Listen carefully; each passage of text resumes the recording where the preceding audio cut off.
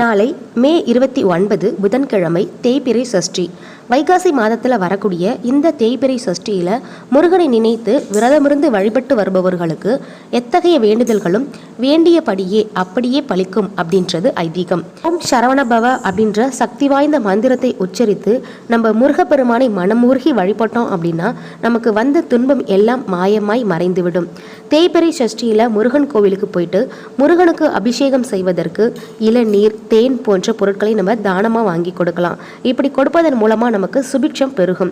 அறியாமல் நம்ம செய்த பாவங்கள் அனைத்துமே நீங்கி நமக்கு புண்ணியங்கள் இரட்டிப்பாக கிடைக்கும். சஷ்டியில விரதம் இருப்பவர்களுக்கு பிள்ளை பேரு உண்டாகும் அப்படின்றதும் ஐதீகம். இந்த சஷ்டி தினத்துல முருகனுடைய ஸ்தோத்திரங்கள், மந்திரங்கள், கந்த சஷ்டி கவசம் போன்றவற்றை படிக்கலாம். அதே போல காலையில விரதத்தை ஆரம்பித்து மாலையில விளக்கு ஏற்றி நைவேத்தியம் படைத்து முடித்துக் கொள்ளலாம். வைகாசியில வரக்கூடிய இந்த தேய்பிறை சஷ்டி ரொம்பவே விசேஷமானது.